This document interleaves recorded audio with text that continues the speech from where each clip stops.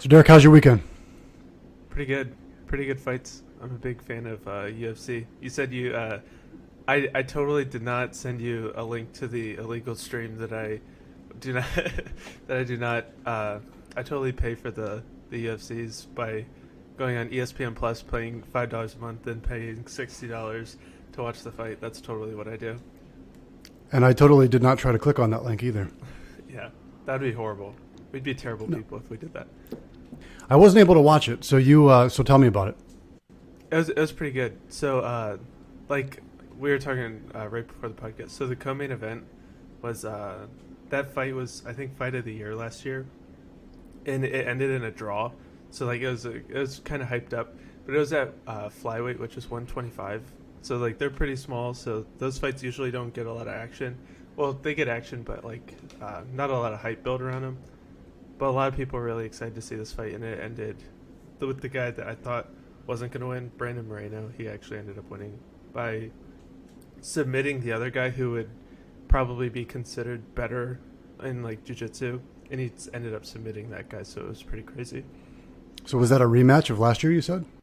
Yeah, it was in December. It was a rematch. And then the main event was the current champion, Israel Adesanya. He just put a clinic on, and he just dismantled the other guy. It was pretty cool. Oh, interesting. I had a lot of weekends of, I actually went swimming this weekend for the first time this summer. Oh, yeah? Where'd you go? Yeah. My buddy's on vacation, so we're watching over his pool. Watching Watching, his pool, watching over with my kids, yeah, and they're entertaining them. So no, ours is going in this weekend. We're excited about that. And so this will be a summer of swimming, hopefully. Hopefully we have some nice weather. This right here is out of necessity, because we're recording this in the morning. We usually record Sunday night, but this is Monday morning, and our AC is broken. And a thing about me that you might not know, I cannot sleep if it's hot, and it's been pretty hot, so I didn't get much sleep last night. You gotta have a lot of fans on you.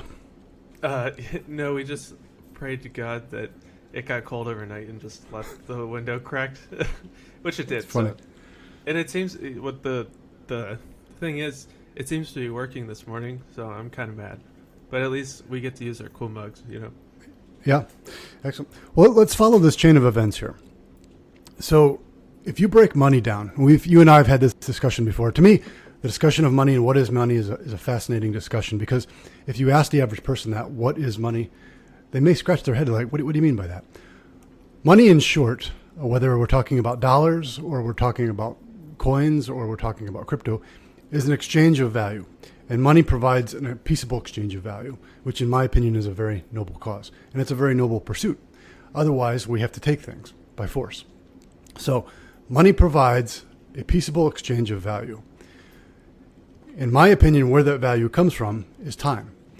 Derek, if you go out and you pay $400 for a pair of Yeezys, what you're saying is that those shoes will bring $400 worth of enjoyment to you. And what you're measuring that on is the time it takes you to earn $400. So through the purchase of those shoes, you are saying that, yes, my time is worth those shoes. And essentially, when we look at the exchange of value, we're looking at an exchange of time. I would also probably add, sorry, what was that? I said you're going to have to cut that off here, because I just completely lost what I was supposed to say. Oh. Well, hold on. I would also add into that definition the like delayed gratification.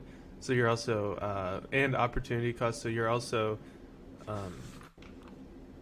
the value of the Yeezys, to go with that example, also is all of the stuff that you could have bought with the $400. So let's say like go to the grocery store for 2 weeks. So like that's kind of also built into the cost.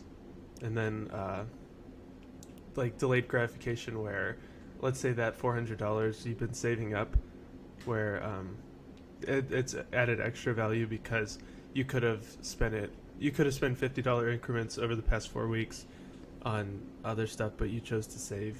So those are all kind of baked into the value of the item that you're buying. Yeah, and it's really diving deep into it, which most people probably don't. I do. When I make large purchases, I'll think about that. Like, is this working better for me in the stock market, or will this bring me better return by purchasing it and spending it. So if time, though, is money is a representation of time, money's value, and that value comes from time, and it comes from our time. If we're looking for ways to increase our value, because we get paid, really, if you look at our paychecks, they reflect on the value that we provide to others. And that is a rare value that we provide to others. So if the value that we provide to others is not rare, meaning that they can go anywhere and find it at equal or better, then they're probably not going to pay us a lot for that. And the example that I'm going to give, and this is not disparaging anybody who has this job, but if I'm working at a fast food restaurant and I'm working behind the counter taking those orders, that is actually providing value to someone else, right? I'm hungry. I'm going to you. I want to give you my order, and I'm hoping that you are able to process that order effectively so I can get the food that I want. So that is a value. But that restaurant, there's lots of people that can work that job. So that is not a rare value. A rare value would be somebody, let's say I'm a chemist or a doctor, and I've come up with a treatment procedure for cancer that is 80% effective. People are willing to pay a lot for that because that provides a tremendous value to the world. A trusted advisor might provide a lot of value. If I'm a contractor and my work is head and shoulders above the rest, people are willing to pay up for that value. So what I want to talk about is how do we increase that value? And one of the ways that we can increase that value is by becoming more efficient with our time. We only have so much time in the day. Most of us work anywhere from 8 to 12 hours a day. How do we take those 8 to 12 hours and make the most out of them so that we can provide more value to others and in return receive more income from our work? It's actually kind of interesting you brought up doctors. This is totally a tangent, but there's actually like with certain professions. So like think about like the American Medical Association.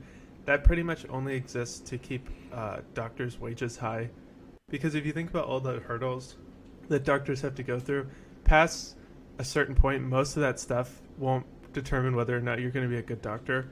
It's just there to like provide another hurdle, because you have to do like residency and then like pass board. Like think about all the stuff a doctor has to do. So like at a certain point, if you sent the doctor off and just started being a doctor, he would probably be fine. But like it just, some of those hurdles just exist to keep wages artificially high. Not that they're not deserved, because obviously that's a crazy hard profession and their skills are being valued because they're obviously like uber highly intelligent, but it's just kind of interesting. There's other things that exist like that like even financial advisors, like all these licensing exams where if everybody could just like, the test itself doesn't prove that you know anything about financial advising. Well, it proves you know like the definitions and everything, but you could be a person that studied finance and probably know everything on that exam, but you didn't have it all bundled in a book or whatever. Yeah. Is some of it intended, whether it works or not, is some of it intended for means of consumer protection? So sure, yeah. You said just go off and be a doctor. There might be a danger to that, right? Without the residency or without working under maybe a more experienced doctor. I mean, when my path in the financial advisory field is I didn't wake up and decide I was going to be a financial advisor. I worked for a period of time under another registered investment advisor. And they were pretty much loose in what we could do. And it was ultimate performance of the accounts were based on what I was doing. But there was a little bit of oversight, and there was somebody that I could go to that I could say, hey, you know, what are the dangers in this high yield bond fund, or why would I be in this strategy over that?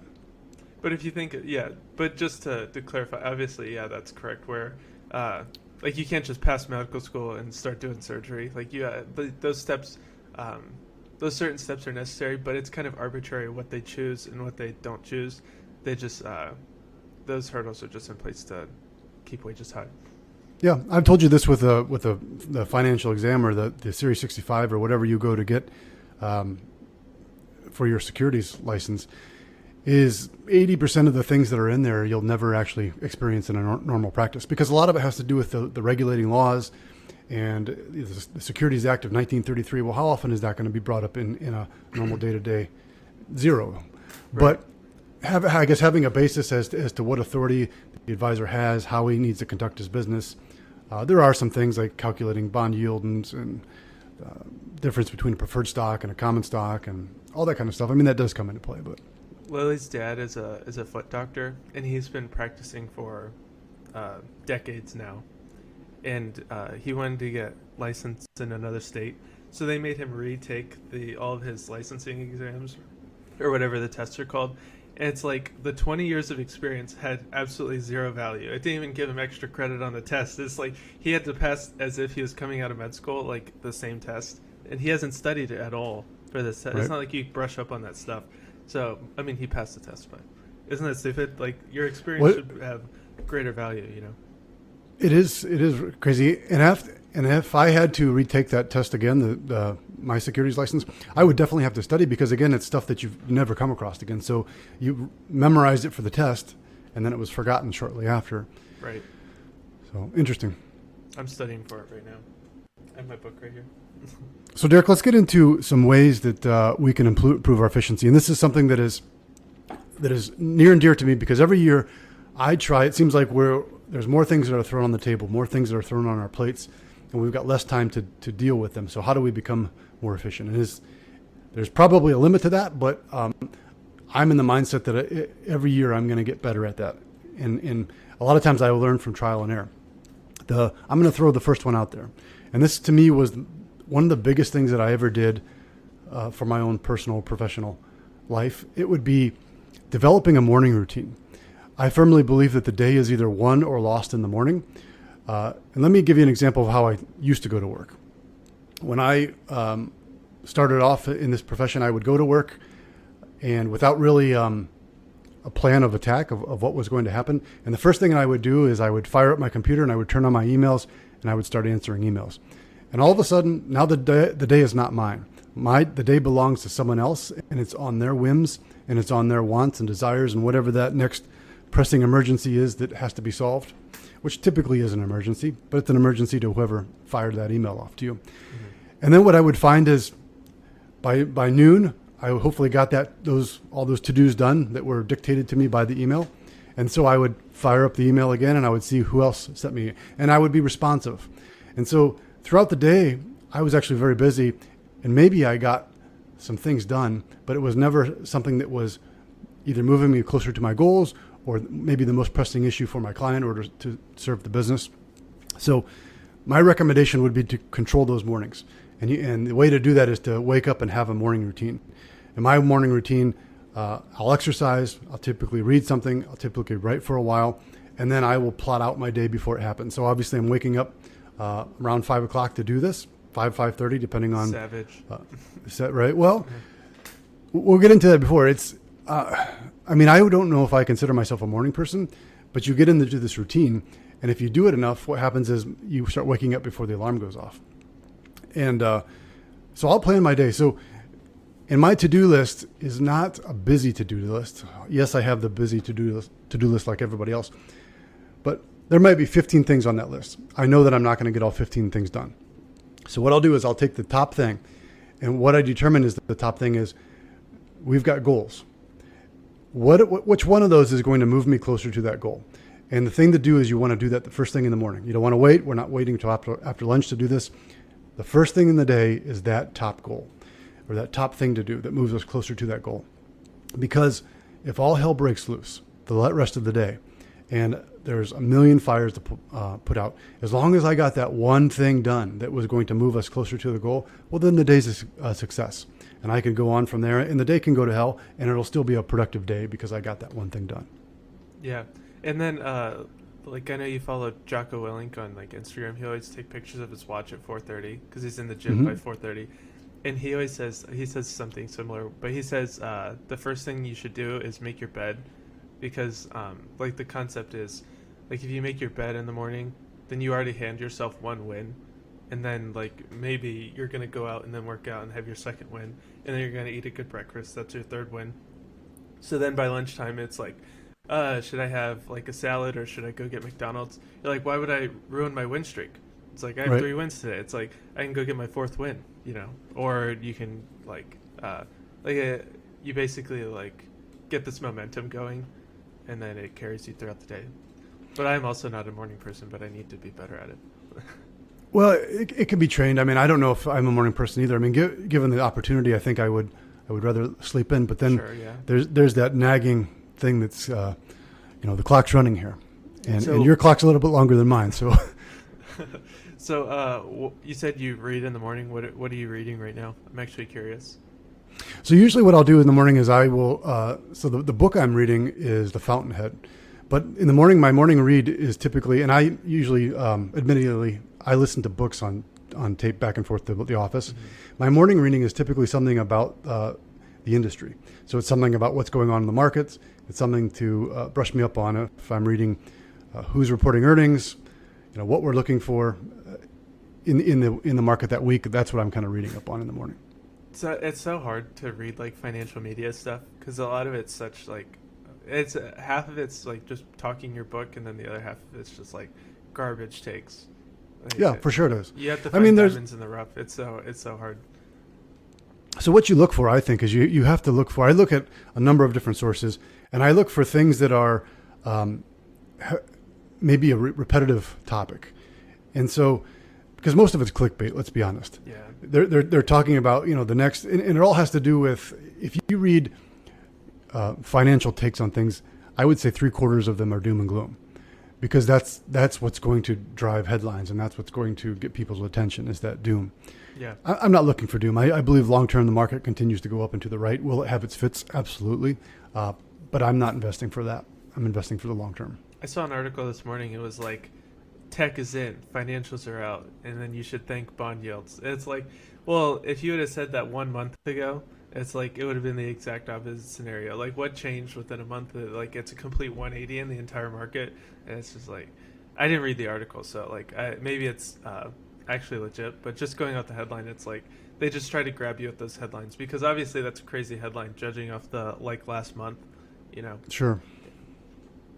I do believe, though, and we'll get into some investing later on, I do believe that my bold prediction is we're going to start seeing some of these companies that are trading at higher multiples begin to have some wins. Yeah, that was not a commentary on like where I think the market's heading. Yeah, but it's just the headline itself. But yeah, I would probably agree. But yeah, maybe I should crack open that article. Well, let me get back to your comment about the wins. You're starting off with an easy win, then you're moving off to working out, then you're eating a good breakfast, and you're gaining this momentum. I don't think that should be overlooked, and that is really the purpose of the morning routine, so that you set yourself up whenever your workday starts, whether it's 8 o'clock or 9 o'clock or 7 o'clock. You want to start yourself up with a series of wins, and you want this repetitive, habitual, essentially wins that take place. If you look at a Major League Baseball player that's on a win streak, I shouldn't say winning, hitting streak. Mm-hmm. That ball, that when it comes across the plate, looks like a beach ball to him. And if they feel like they can't miss it. And they talk about the basketball player who's in a zone where it doesn't matter where they're at on the court, they're putting up a shot, they feel it's going in. And that momentum and that confidence, I think, plays a big role in what we do throughout the day. Sure, yeah. And then, but also, I have to throw in like the hot hand fallacy, not to be the pessimist, but this is just like an interesting thing itself, where it's like your previous streak has nothing to do with your next. This doesn't have to do with morning routines, just with shooting baskets and hitting baseballs, but like your previous streak has nothing to do with the next at bat, like from a statistical standpoint. It doesn't, but I think that the confidence that comes in, yeah, that definitely. So I actually wonder if there's anything to that, because like statistically, you would say that has no effect, but like if you ask that person, he would say it totally has an effect. And I wonder if the confidence is like negligible. Think about the golfer. They've got the golfer who can't seem to. His last shot went into the woods, and now he's up and he's got to make this shot. Right. And what's going through his mind? His mind is going through. Is he? What's wrong with my swing? What am I doing wrong? Or the golfer that just knocked one in, right next to the pin. He's thinking, I can't go wrong. Things are working for me today. Or slumps. Like slumps are very real, because I played baseball where it's like you're almost guaranteed at least one slump every season where you'll just be like, you can't buy a hit. Like it's horrible. So I mean, and that's definitely has something to do with confidence. So yeah, it works against you the other way, like you said. For somebody local here, so the Indians traded Francisco Lindor. They traded him to the Mets, and he's doing terrible right now. Mm-hmm. He's hitting I don't know exactly what he's hitting, but it's somewhere around 200. And I feel for him a little bit, even though he got a major paycheck. You know, I probably shouldn't feel bad for him, but he's getting booed by the fans there in New York. And imagine the situation. And he obviously doesn't want to be hitting 200. He wants to be earning that paycheck. Yeah, right. And so he's pressing. And every time he's up there, he's under that pressure to hit the ball, rather than just waiting for that Warren Buffett pitch to come to him.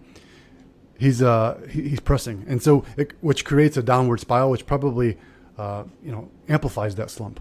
Yeah, I think that's the first time in Cleveland Indians history where we traded a player and they got worse. Because it seems like for the entire history of the Cleveland Indians, we would have these like pretty decent players, and then we would trade them, and like c.c. Sabathia or like Cliff Lee, they would go off and win the Cy Young the next year. They would be the best pitcher in baseball as soon as and the same with the Browns too, where it's like Sure. they'll leave and then be like MVPs. It always drove me crazy.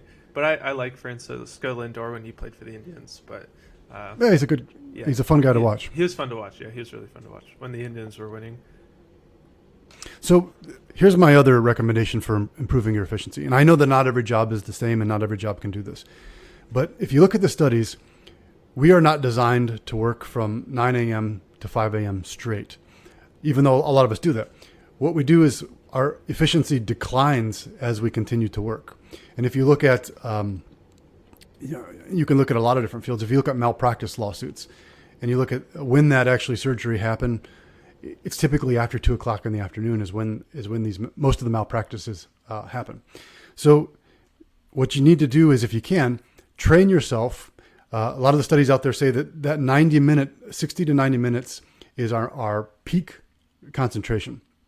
And so if you can work in sprints and then you take a 15-minute rest and then you work in sprints, and that rest doesn't actually have to mean you're laying down, but you're doing something that is giving your mind a break, and then you're getting back into it. And when you're sprinting, here's the thing: you have to sprint.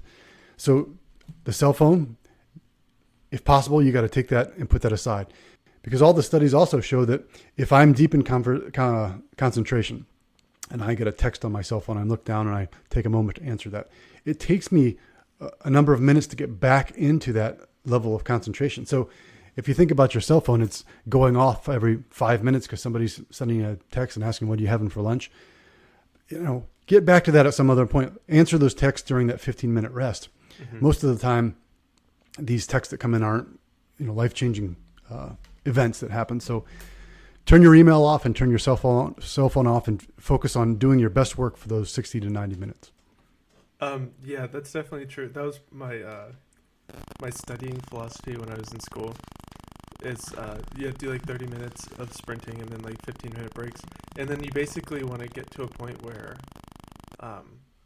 like you're maximizing the flow state or whatever, where it's like you can't really like quantify it, but you know what it is when you're in it, where you're just very deep focus, and you want to maximize that time. So it's like, even if you have to do like 5 minutes of work and then like a 1 minute break, it's like you basically have to train yourself to maximize that flow state. So if you have to, like, if you're somebody that has trouble focusing, like literally do like crazy intervals and then just try to work to expand them.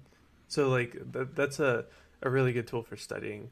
But I imagine maybe none of our listeners are in school, but if you are, that's a really good tip for studying. That's the method I always used. Well, studying has to do with concentration, right? And so if you look at if I'm developing a plan for somebody, like I don't want to be answering texts, and I don't want to be, and the person who I'm doing the plan for doesn't want me answering texts and emails in the middle of that plan. 100% of my focus on that plan until that plan gets done. And if it's not done within 90 minutes, then I need to take a break and then come back to it and do it again. Here's a trick. And this doesn't work for me. I'm that person that actually works better in silence. So I would lock myself away in a room, close the door, and then focus on the plan. But some people, there's a psychologist out there named Nilli, Nilli, and I think it's Lavie or Lavie, Lavie. And she came up with a theory that's called load theory. And what she said was that there's this sweet spot where for a lot of people, there's only so much external things going on that our mind can concentrate on. So if I'm working on a construction site and somebody's yelling my name and I hear kids playing in the playground, there's a dog barking, there's only so much that our brain can take in. And so it's possible to have overload where you just can't, there's too much to focus on. But that sweet spot, she said, was for a lot of people was there's just enough outside stimulus going on that it actually allows our brain to concentrate because we're forcing ourselves to focus. So an example of that would be if you're studying while listening to classical music. Because some people, the silence is too much, where they actually can't. They're always looking for something to do. They're looking for some stimulus on their brain, and so they're checking their phone or they're doing that. But a lot of people benefit from some like light music or something going on in the background that forces them to focus. Do you know what lo-fi is? Mm-mm. So like look it up on Spotify whenever. But it's basically like music that was generated by algorithms. It's literally like it'll be like a low. I don't know what lo-fi actually stands for, but it's like it'll be like one beat with some like melodies on top of it, or it'll be like bump, bump, bump. And it's like supposed to be relaxing. And like when I will listen to music, I actually don't like listening to music because I think it's distracting. Like I can't listen to music with lyrics. That's the big thing. But if you do like lo-fi or classical music, I'll even have to turn the volume like to like 1 or 2, like really low volume, and just kind of have it on the background. But then like I'll find myself keep turning it down because even that's distracting. But I actually did my science fair project on that in like 8th grade. I went to state because I did like productivity and music. Yeah. And you're right, classical music was the best at improving productivity. Why is that? Is because obviously there are some types of genres of music that are probably like heavy metal would be probably distracting, or even some rap might be distracting. I think it's the lyrics. I think that was the thing. Lo-fi wasn't a thing back then, but I wish I would have done like lo-fi. And then I was in like 8th grade. Give me a break. But I actually didn't do a control group of. Maybe I did of no music. I wonder if I did. It's like whoever sent me to state, they didn't do a good job. That's funny.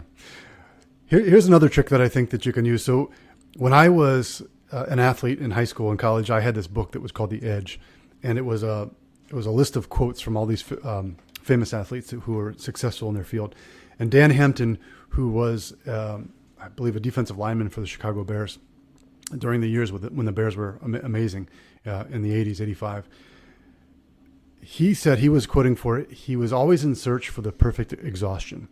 And when he said that, I was like, oh man, that's awesome. Because he's obviously working out and he's pushing his body to the limits. But from a performance point of view, we should be in search for the perfect energy.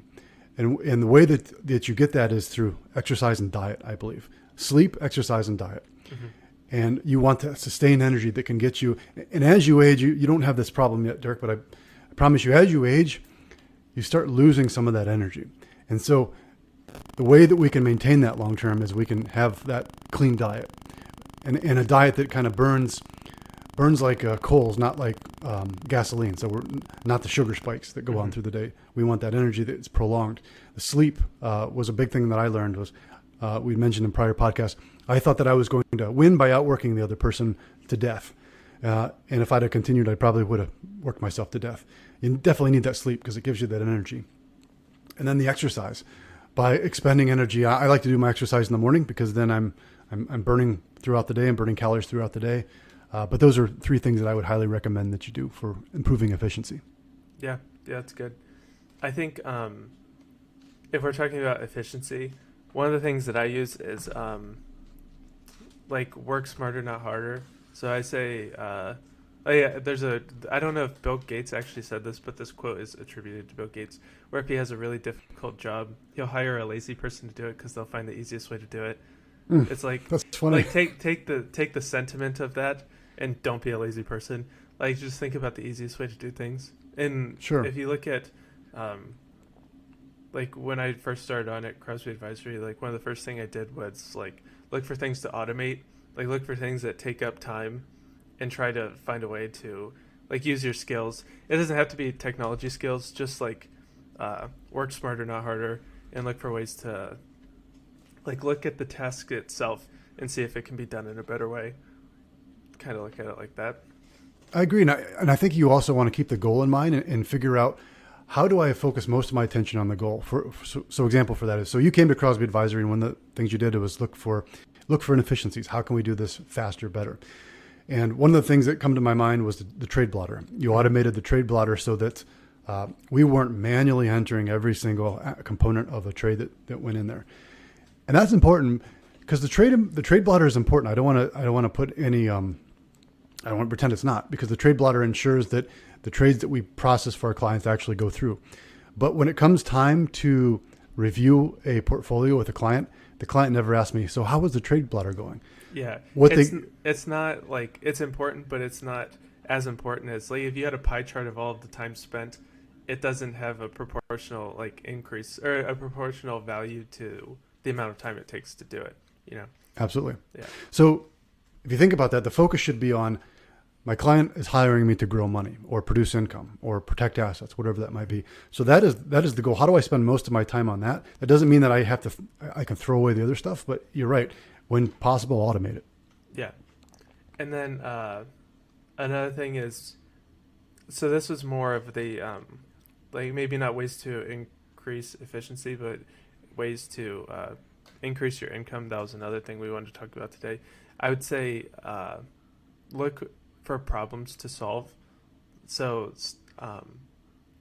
like, you kind of have to take ownership and take pride at what you're doing, and like, just be mindful of like problems that people are having, and just think about creative ways to solve them. I think is very useful, especially if like, going back to the beginning of the podcast, like we said, you are paid proportionate to the amount of value and the amount of skills that you bring. So let's take my job for instance. Like, if you're just like, I help manage accounts. I do a lot of stuff, but I help manage the accounts. I do marketing, all that stuff. It's like, I become more valuable the more stuff I can take on. Well, not the more stuff I can take on, but the like, the more stuff I take on, the more stuff I do, I become like integrated into the system, and it becomes harder for somebody to do what I do. And like, even like editing the podcast, I basically have to learn Adobe Premiere. It's like, if you found somebody off the street, I'd like to think that they wouldn't be willing to like completely learn a new skill set just to for now, like, the same salary, you know what I'm saying? Like, take on more workload for the same amount of outcome or whatever. You know what I'm saying? No, yeah, you're right on the money. So you want to make more income, continue to work on yourself. Like, you're never at that state where you're good enough. Continue to educate yourself, continue to learn, continue to show that you can take on new roles and tasks, and even maybe some things that are outside your comfort zone. Because look at you. So if I had to replace, and you're creating the situation. So if I had to replace Derek Ballinger today, I have to replace somebody who can help me manage portfolios. I have to find somebody who can help me research and break down what's going on with the market. I have to find somebody who is tech savvy, so they can do some of the marketing things that we do, and some of the things that we do with IT. I need to do something with that. The charts that we've created, the watch lists. I mean, all that kind of things that have kind of been produced to real time, and it's no longer on paper. It's sent to us. We've get alerts and notifications when some of the things we're watching hit a marker that we're looking for.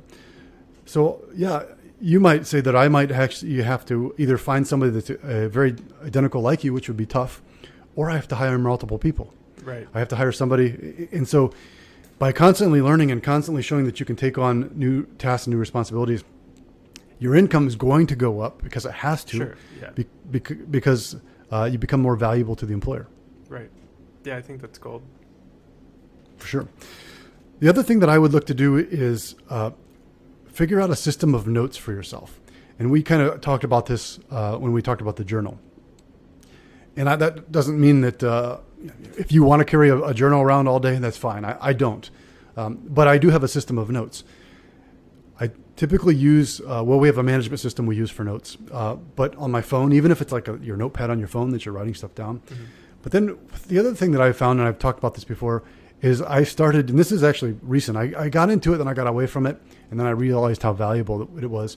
I know we're on video here, but I use a pen that has two different inks in it so that I can very quickly see what I'm looking for. So anything related to the business is being written in red.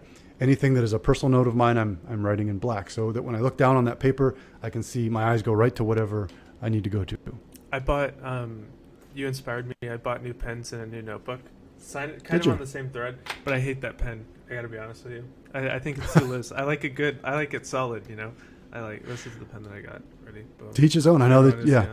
But anyway, so I get, maybe this will inspire you. I did a 3-subject notebook. So each subject, like the front subject's for like client notes, the next one's for like study material, and that's what I do to keep my stuff separated. Yeah, right on. Because organization, if you want to be more efficient, organization. Like, how many times, have you wanted to start the workday, but you can't find whatever you're looking for? You can't find your keys. You can't find that folder that you're looking for, and then you spend 20 minutes looking for it. It's 20 minutes it's wasted. So organized, and this is something that I'm not a naturally organized person, so I've had to create some things in my workplace that allow me to be organized, whether that be software or just processes that we do things, the way I record my notes. Focusing on being organized obviously will help you become more efficient because you'll have things readily available to you. Derek, this next one is going to be right up your alley because I was reading a New York Times study, and it showed that if you are an office worker or you work in an office environment or you use a computer for anything that you do, dual monitors will increase your efficiency by up to 30% is what they claim. I didn't even think of that one, but I'm like the godfather of dual monitors. I think that's like the best thing you can do to improve your productivity. Just the simple fact of going back and forth. Like a lot of times we'll be working on things and then sometimes I'll have 4 or 5 different windows open and I'm trying to find the right window. And again, complete waste of time. Just think about that flow state. Every time you have to switch tabs, I think that breaks your flow state where you're like, why am I switching? And then you'll switch back to the first one and you'll be like, it's like, oh yeah, that's right. And then you'll go back. Maybe I just have real problems with short-term memory, but I feel like that happens to me all the time where I'll like switch a tab back before I had my monitor. I'll switch a tab and I'll forget why I was going to that tab. And then you have to like backtrack. No, that's for sure. And I think when you're breaking that concentration, it gives your mind an opportunity to find something else to focus on, which then gets you off track. So by having those dual monitors up there and not having to do that, I think that's a big thing. So when are you getting your second one? I have a dual monitor already. You have a monitor. You don't have dual monitors. No, I use my monitor on my laptop and then I use the second one. So there's 2. Yeah, but dual monitors is like the one we have in the conference room where it's like the arms, or it's like 2 monitors. Yeah. Well, I said I never would probably need 2 of them, so I imagine eventually I will have 3. Like, yeah, because you need you have to have red tail up, and then you have to have like your trades, and then your watch list. 3. There you go. Perfect. Yeah, perfect. I need a bigger desk is what I do need. Yeah. My desk is never gonna be big enough. I'm gonna just have like the whole wall as a desk. That's my dream. Yeah. Check out if anybody follows our Instagram page or even Facebook page. Was it on Facebook as well? Yeah, the picture we posted with our monitors on there. Yeah, that looks sweet. Yeah, that's pretty cool. So I talked about sleep. I wanted to hit a little bit on sleep because obviously everybody knows we're trying to get anywhere from 7 to 9 hours of sleep. Most people would agree per day. Some people can get less. Some people need more. You need to find out what works for you. But what I have found is waking up at the same time every morning, and that includes weekends. Sleeping in on the weekends is going to throw you way off. So if you can, try to get up at the same time on the weekends. Try to sleep in the darkest room you can possible. Cooler environments typically work for most people. Yeah. The other trick is when you wake up in the morning, if you're feeling groggy, expose yourself to sunlight. And this actually works with a hangover too, which is not a problem that I have. I've heard that some people have problems with that. Exposing themselves to sunlight, walking out on the porch, getting some sun will automatically help you feel better, and it will automatically begin to wake you up. And like breakfast always helps me with a hangover. Yeah, well, yeah. Some people are breakfast people. I'm a breakfast person as well, but I think the main thing is getting that sleep, uninterrupted sleep. Try not to fall asleep on your cell phone, even though I'm guilty of doing that sometimes. And then that dark room actually is a big thing. Because I have daughters, I've also often fell asleep, reading to them, and they always have night lights in the room. But the nights that I am able to fall asleep in a dark room, I always do notice that I wake up more refreshed. Oh yeah. That's another thing. Like I mentioned it in a previous podcast where I kind of have some trouble sleeping in the cool room, and especially the dark. Like I can't have any light, or it'll mess with my sleep. I think Distract you. Yeah, you're right on. My final thing before becoming more efficient is something that you and I have talked about before, probably off the mic here, is 10,000 hours. That 10,000 hours of mastery. A lot of people agree that it takes, to be a true master at your craft, it takes at least 10,000 hours of repetitive, everyday grind into that. And what you find is you also become more efficient too. Mm-hmm. Yeah, because I think you cut off the fat on a lot of your processes, or to go back to the more efficiency and look for ways to automate it. Like you realize which steps aren't really necessary, and you can cut a lot of fat off the stuff that you do. Yeah. Think about a contractor. If you're a contractor that installs floors every day, you could go to a job site and you've done this, you've got your 10,000 hours in. If you and I, Derek, tried to do that floor, it takes us a week to do it, where he could probably pound it out in a day. Sure. Yeah. Just because we're going to take time with all these different inefficiencies. Mm-hmm. For actually laying it down. Make mistakes. Like he made those mistakes 10 years ago. Now he doesn't make those mistakes anymore. Yeah. Perfect. Have you ever seen the videos on YouTube? If you haven't, you need to, because you would like them. Where it's just compilation videos of people doing jobs extremely well and extremely efficiently. Oh yeah. Or they'll be cutting grass and they'll use a sickle. And they'll just chunk, or they'll be making falafel or something, and they're throwing it over their head. They're catching, or they're chopping onions, and it'll be shop. They're swinging the knife. Videos, I love those videos. It's so satisfying to use the corny term, but I can't get enough of those. Yeah, I agree. Oh my gosh, dude.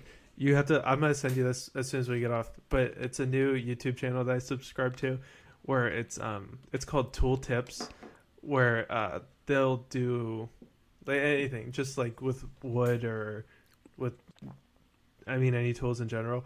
But it is amazing some of the stuff that this dude does, where you're there's no way, it's all about hiding screws, or it's weird stuff like wall anchors that are apparently the coolest thing to watch. Maybe I'm just a complete nerd, but the dude has 1.2 million subscribers, so I don't think I am. I think that this channel is actually awesome. No, I love that, and I don't know if this falls into those categories, but those kind of life hacks, those everyday life hacks that you can use to better yourself as far as the handyman work or things around the house, or I'm really big into that. Yeah, it's cool. Let's get into some stocks here. So if I'm looking at the week ahead, and this one will, I'm not sure when this one's going to go out. When is this recording going to go off? I have my calendar. Hold up. It's next week, right? Next Wednesday? Yeah, that's 23rd. So Adobe is going to already report. Adobe reports on Thursday, I believe. And one of the things I'm watching, Adobe is an interesting stock to me, because it's up about 8%, 8.23% for the year as of right now, the recording today. But 7% of it has happened in the past 5 days. So Adobe's one of these stocks that's been a fantastic long-term stock to own. They do a lot of their cloud-based software that has to do with, we use Adobe for our marketing. We use the Adobe Creative Cloud. What do you use? You do use the Adobe Premiere, right? Yeah. So Adobe's got a lot of products, and they just print money. They have a 40% profit margin, and they just, again, have been a long-term grower for us. They have a PE of 47, which is a bit elevated. And so what we have seen, the thesis so far this year has been anything with an elevated PE has been punished. But as of late, as of the past week or two here, we're beginning to see some of these stocks appear to break out. Adobe may be one of them. It'll be interesting to see what Adobe is going to do. They're expected to have an earnings per share of $2.81 per share. They're expected to have revenue of $3.75 billion, which will be up 19% year over year. I don't think that's too far of a hurdle for a company like Adobe to beat. I'm not saying go out and buy it for the earnings. I think you buy Adobe for the next 5 years, and not worry about the earnings. But Adobe's beginning to climb. Look at PayPal. PayPal's beginning to climb. PayPal has I had a brain loss here. We're talking about PE. Yes. Okay. Thank you. Jeez. Yeah, no problem. PayPal has a PE of around 61, so again, an elevated PE. But we're beginning to see that one kind of climb out from its slumber that it's been in here for the past 6 months. So Even that's why I'm Apple too. Apple kind of gained some traction over the past couple of weeks. Yeah, to me, Apple is now a value play, even though it's got a little bit of a elevated PE. But with the cash position it has as a company, and the fact that it's negative for the year, still to date, I believe. So if I was looking for opportunities here, I would probably be looking to pick up shares of Apple. I don't think you could go too wrong with that. I think, for what it's worth, the consensus view seems to be that the Apples and Amazons that have kind of been lagging the market this year will come back in the second half of 2021. And I kind of subscribe to that view as well. I think a lot of the stuff with the supply chain will get worked out, and all the other hiccups in the supply side, I think all those get worked out in the second half. Well, not completely, but enough where you can see the light at the end of the tunnel, where you can see a scenario where we completely resolve the problems maybe early 2022. And I think the market will realize that Apple shouldn't be down for the year. That shouldn't be it'd be pretty rare circumstances where Apple should be trailing the market, especially when they're putting up record numbers. Yep, I agree. There's only so long the market can ignore these stocks. And let's get into, in most weeks I put out kind of a week ahead what we're looking at, or it could be the culmination of the week and trying to make sense of the week, and I put that out to investors. Let's do this right now on this podcast, and maybe you can take some clips of it and put it on Instagram and other places here. If I look at this week coming up here, there's a couple things that I want to draw attention to. A lot of you who own individual stocks are shareholders of NVIDIA. NVIDIA is doing a share split. So it has a 4-to-1 share split coming up. So this is going to happen on the 20th of June, I believe. So pay attention to that. And the reason I bring that up is not so you should go out and buy NVIDIA, because we always talk about, if I've got a pizza pie and I split that up into 8 pieces, or I split that up into 16 pieces, I still have the same amount of pizza. So a share split is not the reason to go out and buy. However, if you look at a lot of times when companies announce they're doing a share split, their stock tends to rise, because there are people who go out and think, oh man, this is a better value. I can get it cheaper now going forward. It doesn't matter. Yeah, it's like, I completely just lost what I was going to say. But, yeah, I completely lost it. That's okay. Let me pick you up here. So Trade Desk is another one. The Trade Desk is another one. Get this. Trade Desk is doing a 10-to-1 share split. Now Trade Desk is $500 and some right now per share, so it's going to be roughly came down a lot. Like we talked about that. Right. That might have been last year when we talked about it, and we were both really interested in the prospects, but maybe not so much anymore, because Google announced that they were going to do some changes to the way their ads are set up, which would directly affect Trade Desk. But they were trading at I think at their all-time high was $900, and then it came back almost $500. Even after pretty solid quarters, it was just pretty elevated, and just got caught in the crossfire, I guess, with a lot of the high-flying names. But I think Trade Desk is actually pretty interesting. I could see myself adding that one too. I mean, it's on our watch list, but adding it to my portfolio, maybe not anytime soon, but just keeping an eye on it for sure. So the reason I bring up the share splits is because I don't want, sometimes when you wake up in the morning and you thought NVIDIA was trading at, X amount, and all of a sudden it's cut by a fourth. 712, and now it's at 200. Yeah. So you panic. So no, don't panic. You have actually more shares now than what you had before. You have the same amount of NVIDIA and you have the same amount of Trade Desk. You just have more shares of that. The other thing that I want to get into Hold on. I just remembered what I was going to say. Okay. So if I just lost it again, I'll flip my... This is impressive. Oh my gosh. Hold on. I'm gonna force myself to remember this. Hold on. What were we just saying about jog my memory? I was just mentioning that you don't want to panic when you wake up and... I got it. Okay. So it's unlikely that NVIDIA is not going to do a share split and increase the liquidity of their stock and bring the ticket price of their stock down if they don't think it's going to rise in the future.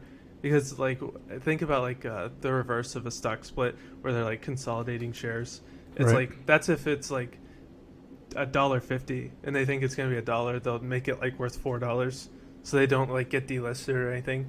But it's like Sure. if they think the share price is going to go up, that's when they would do a stock split because Yeah. they want to like increase liquidity and everything. Yeah, in short, if Oh. you believe your stock's going to go down, you're not going to do it. Not going to do a stock split. I thought I was like showing early signs of dementia or something. Oh, hope not. The other thing we have, I think, in the market is we're beginning to see a tug of war. And on one side, you've got these companies that are reporting these amazing earnings, and I think that's going to continue. On the other side, you've got the threat of potential rising interest rates, and you've got the threat of inflation. And so I think what you're going to have is a back and forth. And I think for the foreseeable future here, even though I believe long-term the market continues to trend up, I think it's going to be a volatile trend up. And I bring that to the attention of it's actually a picker's dream. So if I've got cash, I don't think, even though everything shows that time in the market, not timing the market, if I'm buying individual stocks, we should have some opportunities here coming up that our favorite stocks are going to have these days that trade off, and it's our time to pick them up. So if you have cash on the side, this might be actually a fun time to be an investor because we should be able to find these moments where we can pick these long-term winners up for discount prices. I've been texting you and texting other people for that matter about a big play right now is the semiconductor play and people looking for ways to play the shortage and see if there's ways to benefit off that. And we were just talking about NVIDIA. One of their competitors is AMD Advanced Micro Devices. Mm-hmm. I think there's a lot of unrecognized value with AMD because we were talking about I have it pulled up here. Like we talked about PEG ratio. Anything below 2 is considered a value. Well, AMD has a PEG ratio of 1.2. They're trading 30 times next year's earnings, which is comparable to like a more value play in the semiconductor space, like Taiwan Semiconductor or Intel. Well, no, Intel's lower, but it's about the same as Taiwan Semiconductor.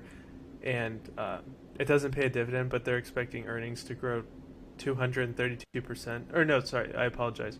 It grew 232% from last year, and they're expecting earnings per share to grow 600% this year. Yep.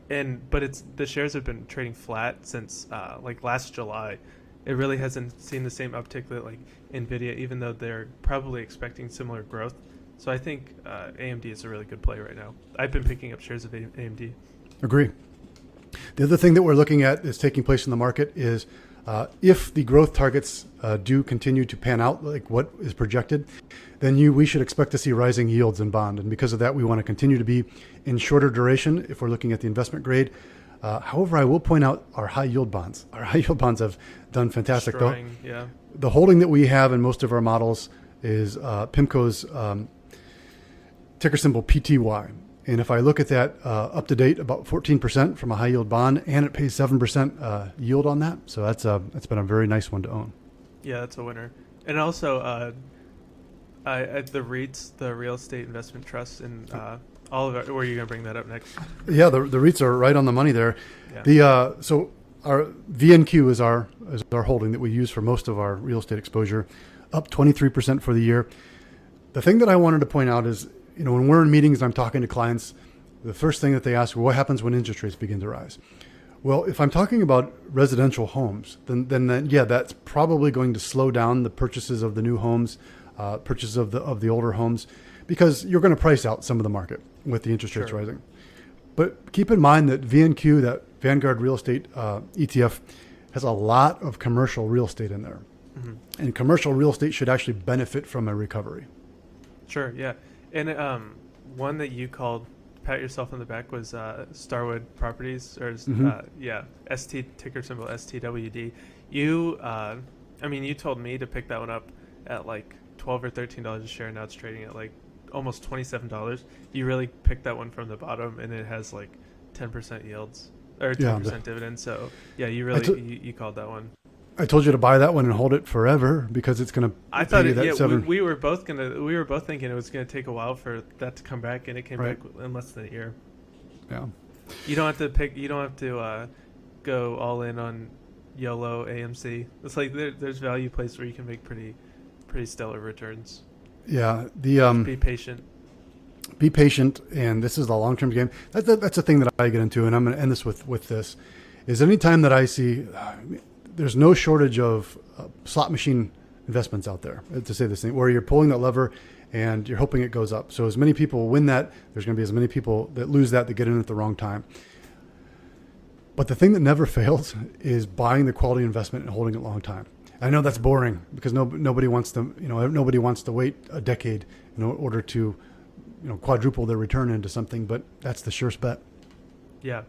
And I think that a portion of your portfolio should be allocated for looking for like asymmetric return, which is why I have like Bitcoin, because you think that the opportunity for return is greater than the loss that you would suffer. But I don't think it should be detached from reality. I still think it should be in the realm of investing.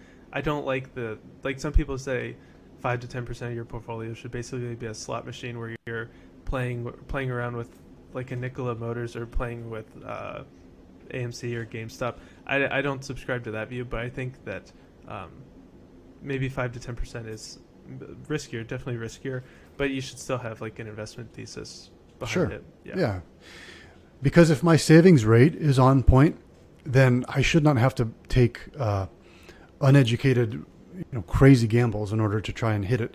If my savings rate's on point, the percentage of my paycheck that I'm saving, and I'm saving in quality investments, and yes, a portion of the portfolio should be in riskier. If you look at most of our portfolios, we may have emerging markets, or we may have small caps, or we may have something that is our high yield bond fund is a little bit more risk return in there. Well, I would say more volatile even. Like, I don't think small cap is like, it's more volatile, but not necessarily like riskier. Like, because you would expect in most markets, if everything's doing well, small caps would do well as well. Yeah. As well. I guess it depends on how you define risk. And I agree. Risk to me is ending up at the point that you want to be with not enough money. It's not in the volatility in between. Sure. Yeah. So, Derek, anything else to add before we head out into the week? As always, thank you guys for listening to Dynamic Growth. Please consider sharing, subscribing wherever you get your podcasts. Subscribe on YouTube at Crosby Advisory Group. Follow us on Instagram and Facebook at Dynamic Growth Pod and at Crosby Advisory Group. And email us with any episodes or any topics that you want to hear us talk about. I think next week we're doing goals. Are we doing goals next week? We can do goals. That can be our goal. Sure. Our goals. So keep an eye out for that. And we'll see you guys next week. Derek, the thing that you just mentioned that I think is important is I actually was at a soccer game and a listener asked me, how do we actually, you had mentioned that for viewers who are watching us, how do I actually watch it? You mentioned the YouTube. So real quick, walk us through that. How would they actually find Crosby Advisory's YouTube channel? The YouTube algorithm hasn't favored us yet. Like, you have to kind of build up some stuff. We're getting there. So if you search Crosby Advisory, you should be able to find us. But okay. Hopefully you don't have to do too much searching for very long. Hopefully we'll get some oomph behind the YouTube algorithm. Gotcha. All right. Please remember, Crosby Advisory is a registered investment advisor. At any time, you can request our forms ADV 2A and 2B, which go into the business practices and qualifications of Crosby Advisory. Today on the show, Derek and I may have mentioned specific securities. That is not a recommendation for you to go out and sell them or buy them. Do your own homework. Know that investing involves risk, including the potential loss of principal. You should carefully consider all risks and fees before making an investment. Crosby Advisory is also a licensed insurance advisor. Insurance products are sold and serviced through Crosby Advisory. You can also go on the website, crosbyadvisory.com. There you go.